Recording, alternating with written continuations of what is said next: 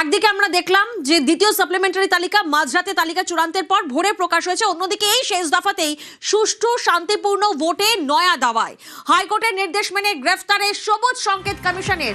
আরো একবার আপনাদেরকে জানাবো, হাইকোর্টের নির্দেশ মেনে গ্রেফতারে সবুজ সংকেত কমিশনের। সম্ভাব্য গোলমালকারীদের দুটি পৃথক তালিকা প্রকাশ, ভোটারদের প্রভাবিত করার প্রমাণ থাকলে গ্রেফতারের নির্দেশ। ঠিক কোন কোন প্রেক্ষিতে এই নির্দেশ, বিস্তারিত জানবো। অর্ণব আমাদের সঙ্গে রয়েছেন।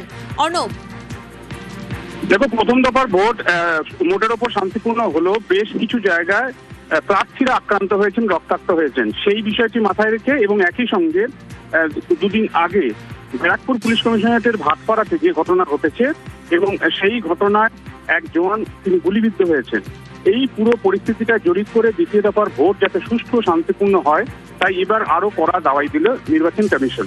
নতুন করে একটি বিজ্ঞপ্তি জারি করা হয়েছে। এখানে সরাসরি গ্রেফতারের কোনো তালিকা না দিলেও ওরই অর্থাৎ যারা উদ্বেগজনক পরিস্থিতি তৈরি করতে পারে, ভোটে গোলমাল পাকাতে পারে, এই সম্ভাব্য এই 142 যে বিধানসভায় ভোট রয়েছে দ্বিতীয় দফায়, তাদের জন্য দুটি পৃথক তালিকা প্রস্তুত করেছে নির্বাচন কমিশন।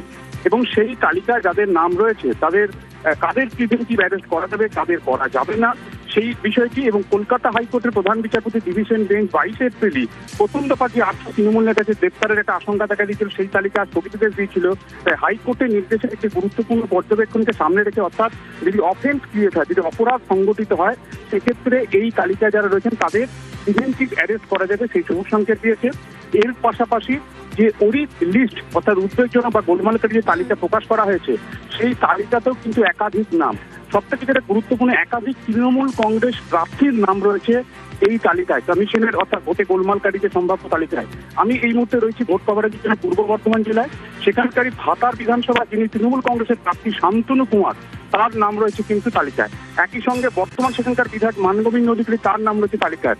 বর্ধমান দক্ষিণ এই আসনে খোকন দাস যিনি তৃণমূল কংগ্রেসের প্রার্থী, গতকাল এখান থেকে এক তৃণমূল কংগ্রেস কাউন্সিলরকে গ্রেপ্তার করা হয়েছিল। এই বিধানসভায় সম্ভবত সব থেকে বেশি গোলমালকারীদের নামের তালিকা কমিশন প্রকাশ করেছে, 190 জনের। আবার অন্যদিকে যেখানে এপিক ফাইট বলা হচ্ছে কলকাতার প্রাণকেন্দ্র ভবানীপুরে, সেখানেও প্রায় 46 জনের তালিকা প্রকাশ করেছে কমিশন।